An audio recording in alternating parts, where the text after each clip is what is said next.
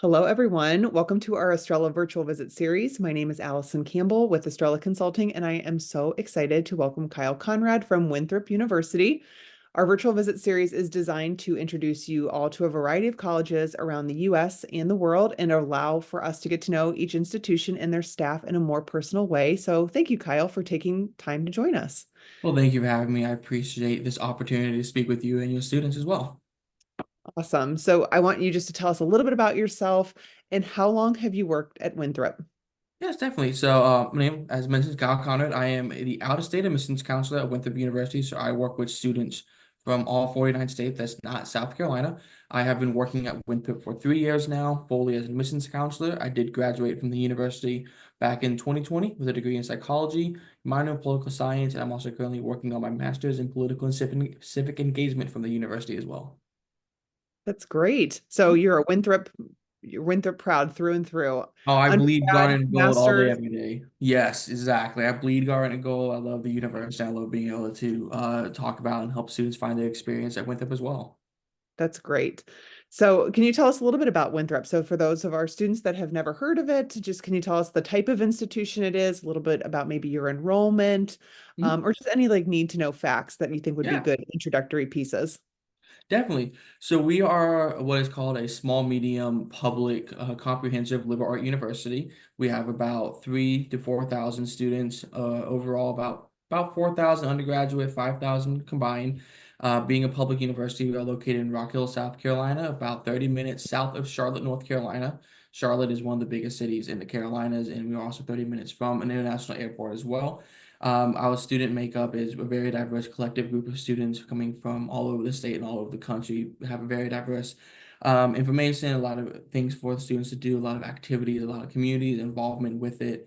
Um, I will say the Rock Hill area is the fifth biggest city in South Carolina, and it's one of the fastest growing areas, both population and economically. So there's a lot going on for our students to do, and we're growing very closely with the city of Rock Hill, especially with our current president, Dr. Edward Sherner, being a Winthrop alumni, hiring a new provost back in January. We have a lot of new opportunities coming for our students to be able to take part in and growing with that university. You said Rock Hill is one of the largest cities in South Carolina. Yes, we're the fifth largest currently behind like Greenville, Columbia, Myrtle Beach. I think Spartanburg it might be, or Charleston, one of those two. But we are outpacing them in like the growth factor and how fast we are growing due to That's being great. a metro of Charlotte. That's great. So I'm sure that's really helpful for your students as they are navigating the Winthrop experience and, once they're graduating to have the opportunity to stay close by if they want to pursue a job opportunity. And I'm sure for internships, that's so helpful as businesses are popping up. It's allowing your Winthrop students to kind of get their foot in the door at different places. Oh, definitely. Especially being only a 30-minute drive from Charlotte, students have all access to a major city without having to live in the city, which I know when I was a student, I found that to be very useful and beneficial. So I'm not a big city person myself, but having the access to the internships, the resources, and also just the recreational aspects of having the city there really makes it a unique experience. And when we're talking specifically about internships, we offer internships for any student, any major if they want it. We offer research experience for any student, any major if they want it. We work closely with these big Fortune 500 companies in Charlotte, as well as the sports teams in Charlotte, and also just the small businesses in our own backyard in Winthrop to engage these students. And a lot of times, students will be leaving not only with 1 or 2 years of work experience in the field, but at least 1 or 2 job offers upon graduation as well. Basically, having their pick of where they want to go for employment after leaving Winthrop. That's great. Do you have any type of like premier internships as far as like really notable companies that you work with or kind of like the direct pathways? Yeah, so I would say probably one of our most premier internships that we like to really boast about is our internship program at PricewaterhouseCoopers, one of the big four accounting firms in the nation. One of their board of trustees members is actually a Winthrop alumni, and he credits his success to his time at Winthrop. What it is, it's a specific internship for anyone who's an accounting or finance major, especially from an African American, Afro Latino demographic. And what it does, it allows them to have an internship opportunity with PricewaterhouseCoopers over the summer each year while they're at Winthrop's, typically paying anywhere between $20,000 to $25,000 for a summer internship, a lot more internships, travel opportunities, conferences. And then any student who completes the program is will be offered a job with PricewaterhouseCoopers. A lot of our students will either accept the job, or sometimes because of the experience they have, they actually get offers from a bunch of other accounting firms as well as in the other three major ones.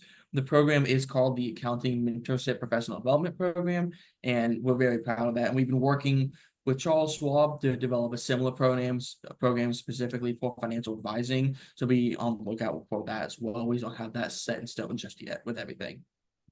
That's incredible. I'm typing as you're talking about Yeah, this. no. One of the Winthrop alum Mhm. is like a board member or principal at PwC. Yeah, he's a board member on PwC, and he got his bachelor's at Winthrop, and then he went to Clemson for his master's. At that time, we didn't have a master's in counseling, but he still credits his success to Winthrop and is why, for the longest time, and I believe still currently, we're one of the only schools in the nation to have this type of program with them.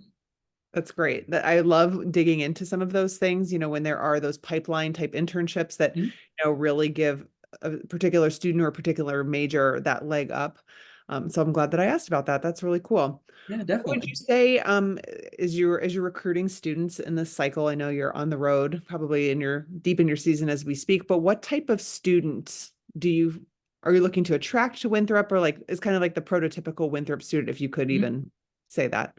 Yes, I'll say the students we're liking to attract are and someone who's looking for that university atmosphere without being a 1 in 20,000 campus. We are still a D1 school. We still have all the everything you want from the major schools across the country, but it's going to be more small, more personal setting. Our class sizes range from about 15 to 25, with 20 being the average. We don't have lecture halls. We don't believe in that big group style learning. We believe very much on one-on-one with a 12-to-1 student professor ratio. So it's really going to be a student who wants to value their education time and still have all the resources of a big school. But in terms of what we're looking for when it comes to academics, is someone who's well-rounded and wants to be a world learner. We really promote our students becoming culturally and world engaged while they're at Winthrop through different events on campus, and highly encouraging them to step off of campus with local community, the country, as well as multiple study abroad programs. So someone who really wants to be a world learner, culturally learned, but still have that small and independent study and class sizes.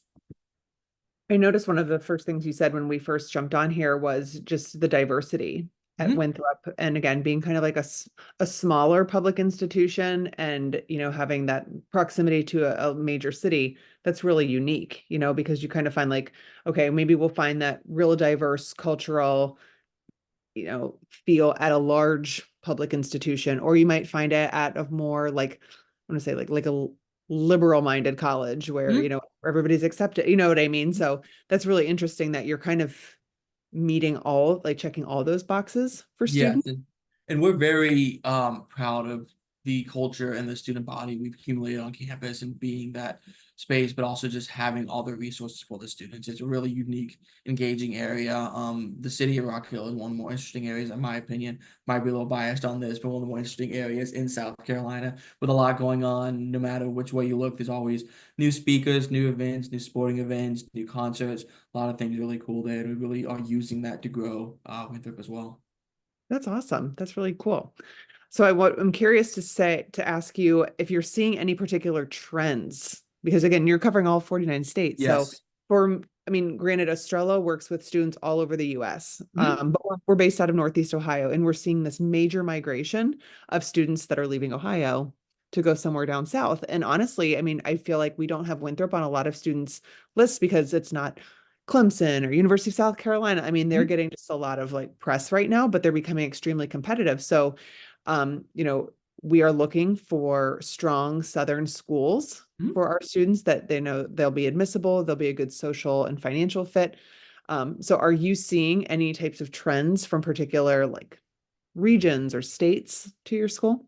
No, definitely. I'm saying the Northeast as well as the Midwest, like Ohio, Indiana, Michigan, Illinois, we're seeing a larger population and subset of students coming down south to our university as well as other universities in the southern. I like to say it might be because they're a little bit of a warmer climate and not as harsh winters and everything, but it is an interesting trend to see. We do see a lot of students from the surrounding southeast as well starting to migrate around a little bit and not necessarily stay as close to home all the time. but the Mhm. largest new group is going to be from that Northeast and Midwest area. Okay. Yeah, it's hard. I mean, these winters up here are really harsh, and that's usually one of the top things that students are indicating to us when they're, trying to create a list is like, I have to get into warmer weather. And I feel like at least where you're located, just south of Charlotte, it's pretty moderate. So I'm sure it's Oh hot yeah. in the summer Mhm. and it's humid, but it's not unbearable. There's still some No, no, seasons not at it gets all. a little bit This cooler. summer was actually a more mild one. Thankfully, didn't get nearly as hot as often. And then our winters are never going to be freezing cold winters. At most, they're going to maybe have like a week or two where we drop below freezing. But with that, if there's a threat of ice, even just a little sheet of ice on the roads, we close down everything. We just want to have the precautions and everything ahead of time for that. I have heard that, Yes, well, that I've is I've very true. I have cousins that live in Virginia and they say the same thing. They're like, we're so ill prepared, like the little, like a 1 or 2 inch of snow, and Everything everything closes gets down. shut down. Yes. Okay, let's talk a little bit more about academic programs. So Yes. what do you feel is Winthrop is the best or the most strongest major? Let's go, the strongest majors at Yeah. Winthrop. So, being so close to Charlotte really helps our School of Business and Technology a lot. Excuse me. It's a top 5% of schools of business in the entire world with the highest accreditation it can have across the board. So any field in there is going to be close to, if not 100% placement rate with job offers. These are the ones that a lot of students will come in and have multiple job offers before they graduate. So our School of Business is going to be a very large one there. Our education program is considered to be one of the best, if not the best, in the state of South Carolina. Students get field experience starting their first year at Winthrop. They start writing lessons plans their sophomore year, and then by their senior year, they're in a classroom almost 5 days a week. Their schedule revolves very much around that school classroom setting. Psychology is going to be a big one. We have a great master's of counseling program, very research driven psychology program, and that also goes well with our political science department. We have had in the 2016 and 2020 presidential election, we had every presidential candidate speak on campus, and we've continued that trend going into this election. So we're very politically inclined. We very allow students to get hands-on. We have the largest polling and survey research opinion poll in the southeastern United States on our campus. So we have a lot of opportunities there. And then I always am a big fan of the art. So I like to give our art department a shout out. We are one of only 39 fully accredited art programs in the country. And we ranked the best art school in both the Carolinas for about the past 5 years. So it's going to be very much hands-on, whether you want to be visual performing. We have multiple student art galleries, multiple performances a year. So really good opportunities there for a student who wants to get involved in the arts. Very cool. What's a major that you would say is kind of flying under the radar? Like one that maybe people don't know about, or it's maybe super trendy at Winthrop? Do you have one of those? Yes, I would say there's two that I can come to the top of my mind. One is going to be a newer one, logistics and supply chain management. That is a very like well-paying job right out of college that people just don't understand what it is because they see supply chain and everything. It's not going to be necessarily grunt work in a warehouse. It's going to be more the managerial, the making sure the stores order the proper amount of supplies and everything. So it's going to be the back end of everything, and it's a very highly sought after field, especially in Charlotte. And the other one is going to be healthcare management, which is basically going to be running the hospitals, making sure the supplies are there.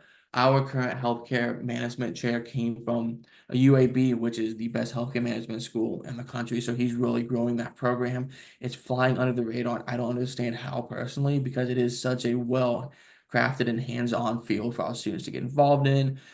We have multiple hospitals within a 10-minute, 15-minute drive of the university that students can get these internships and get these job offers with. It's something that I really encourage students to look into. And if a student's looking into like exercise science programs, we have a great one of those. And I actually recommend students pair it with a healthcare management minor because then they have both sides of the experience. They are a much better candidate, not only for these graduate programs, but then also for jobs seeking candidates after college.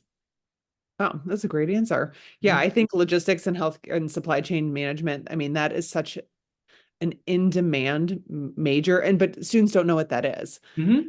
And it's not sexy, it's not like, oh, No, I it's not. want to go Yeah. grow up to be a supply chain manager. But I mean, I think when we look back to the pandemic and the car shortage that we had, and it Mm-hmm. was like, oh, well, we couldn't get the chips over from Mm-hmm. Asia and we couldn't get things through a canal. And it's like, oh my gosh, if we don't have competent people to do those types of things, like the world essentially shuts down or like major Yeah. part of it. So um I think that's a really interesting major that you brought Mhm. up, and definitely can see if there's a need for that. And then the pay is The pretty pay is pretty strong. good. And going on what you said about, we saw the examples with the pandemic of how it affects our daily lives. That's when we started developing a program, and we're just try to make it as appealing to students as possible because it is a hard one to appeal to students, but it is such a necessity and it is such a high demand field right now that I think students should give it a little bit more of a look than they do at times. Yeah. Well, very cool. Thanks for sharing that. As far as your students that are starting to apply to Winthrop, obviously we're in the application season. Um, for your students that are applying, is there anything additional that they need to do in regards to scholarship, or are they just applying to Winthrop and kind of doing like the standard, transcript? I believe your test optional. Mhm. Um, you know, is there anything that they can do to maybe help themselves stand out or be considered for a greater scholarship? Yeah, so I will say we are test optional, and typically in the fall we waive the application fee at least for a little bit. So currently the application is free at Winthrop, but test optional. The best thing I recommend students doing is still submitting the test scores, even if they're a little bit on edge, because unless they want us to use them, we won't use them in the admissions process, but they can help them with scholarships on the back end. Because when Okay. a student applies for admissions at Winthrop, they're automatically applying for scholarships. They make it we make it very easy for them to get all that, and the test scores can help them maybe jump up a level of scholarships. Another thing with those scholarships as well is if any student receives a scholarship at Winthrop, they automatically receive in-state tuition to go with it. So it's a good way to cut down on that out-of-state cost. We don't want that out-of-state tuition to be a barrier of entry for any student. So we give them the in-state tuition plus the scholarship to go on top of it. Wow, that is insane. Okay, Mhm. in-state tuition, if you submit a test score, you said, and receive Well, a, you don't have to submit a test score. It can just help you get a better scholarship. But if you receive any scholarship from merit, athletic, performance art, you will receive in-state tuition to go with it.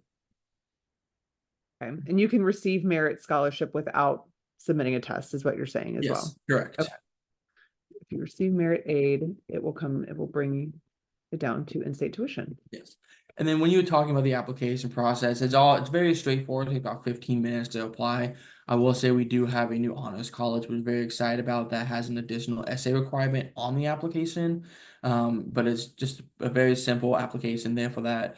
And then that honors college, there's also more scholarships to go with that for students potentially applying for those scholarships.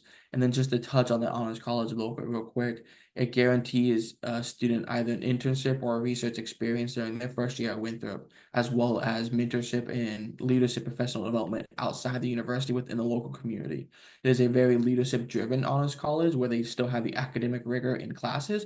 We really want to broaden their scope of knowledge and experiences outside the university and pair them with mentors and business leaders in the local community.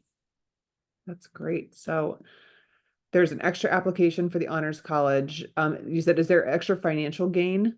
There's Like a, potentially there are more scholarship opportunities. Not everyone who's going to be in honors college will always get these scholarships, but there is the potential for more scholarships. okay, good to know. So not everybody will get it, but there is an additional Yes. Mhm. opportunity. And we're Oh, looking, this will be the first year of having a full honors college. We've had an honors program for a long time. We finally been able to develop it. So we're looking to keep increasing the scholarships amount in dollars as time goes on. It's just currently first year, things are always going to be different than they are going to be second and third year. So we're looking at growing that, but there are scholarship opportunities to go with it. okay, awesome. And for your application, your free application, is there a Yeah. code or is it just No, currently we have just waived it. We tend to waive it in the fall through November 1st, and then depending on the feeling of the office as well as the boring president will depend on how we go from there. But I can confidently tell students that up until November 1st, there is no application fee, there is no code to go with it. okay? That's great.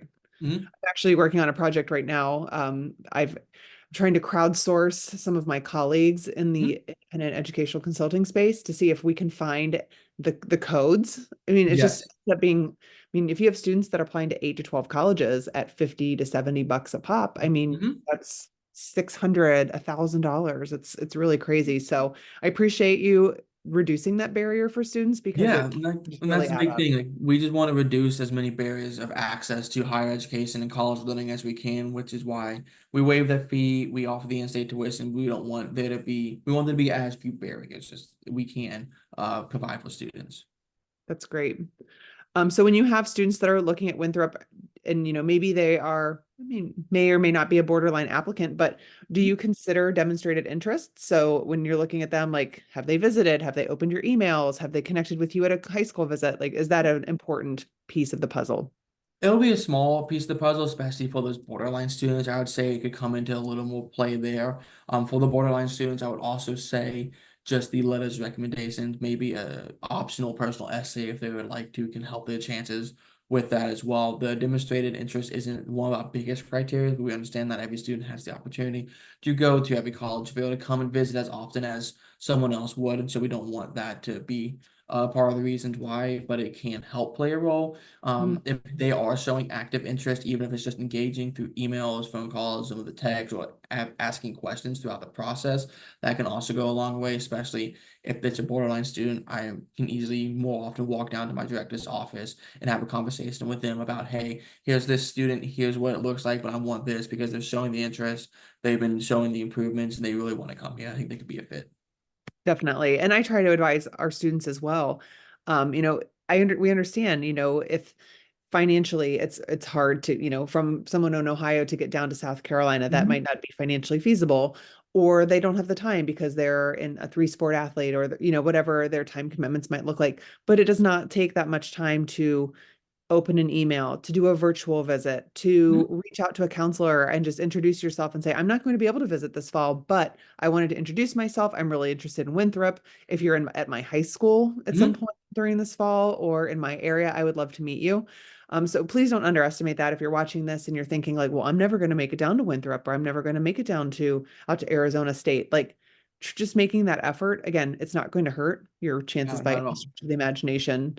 Yeah, and then I encourage students if they can't, like trying to schedule like in a virtual meeting and Zoom interviews and Zoom conversations just to put a face to the name and then have those questions answered. Because while texting and email can be easy, it becomes a long chain of 20 questions. When if we scheduled, even if it's just a 15-minute Zoom meeting, we can answer all those questions in a much simpler fashion and have more of that personal connection that goes a much longer way than necessarily just my picture on an email would go.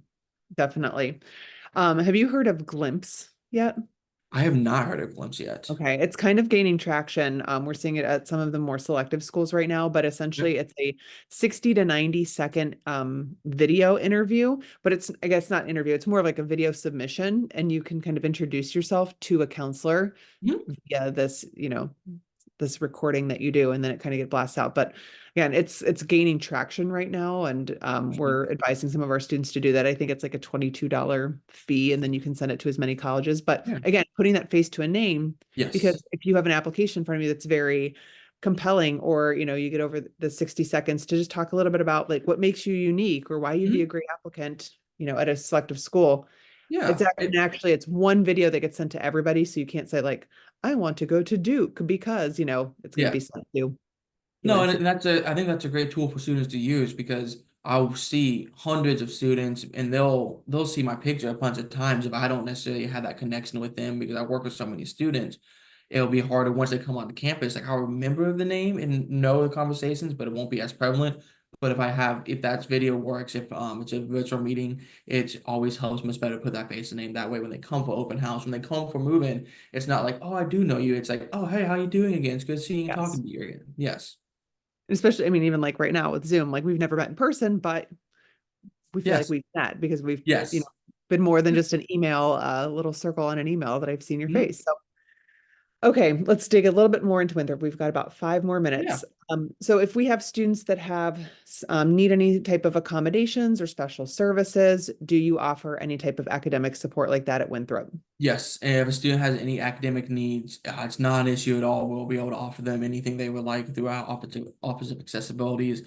All of our professors are very open about that and understand that we want to give every student the best chance to succeed as we can. So we will work with them to figure out what the best opportunities and best avenues for them would be. Okay, perfect. And then we mentioned again diversity. You said it's Mhm. just like a really cool mix of different types of people. Does your campus offer LGBTQ support, or gender neutral housing? Like, how do you support those types of students? Yeah, we have multiple different LGBTQ support groups on campus. We have multiple professors who yearly go through safe space training to be those spaces for students to be able to come, talk, get the support and the advice they need. We have the free different services as well as that. The housing is one area we're working on improving. We just are currently in the process of building new housing, so hopefully that will be something coming in the future. We do have different, more private room settings that students can also acquire as well. So they don't necessarily have to have roommates if that is something that might ease them and help them with that process and everything. We do offer other support services across the board for the students. Okay. Also, I mean, just putting that out there, if you're watching this and this is something that is of interest to you, definitely check out the Campus Pride network online. That's just Yes. a really great resource. Kind of give some ratings for Mhm. schools and just really like how inclusive or supportive Mhm. their faculty is, the support systems, the students on campus. So it's called Campus Pride. So check that Mhm. out. All right, let's wrap this up because you said, we talked a little bit about the PwC board member and his Mhm. influence on that particular program, but what would you say, who would you say is the most exciting alumnus or maybe a guest speaker or someone that you've had on campus recently? I think what you said about the presidential election, Mhm. like, that is so sweet and very relevant right now. Yes. So if that's your answer, that could be your answer, but I just mean, most exciting speakers would have to be like the multitude of those presidential and political candidates, and just hearing that coming across in terms of just exciting alumni and alumnus. Um, our basketball program produces different international athletes who I love watching compete in international. I know Xavier Cook is probably the biggest. He's played some time in the NBA for a little bit. He's been on Australia's national team. He's been like a three-time Australian MVP, national championship over there.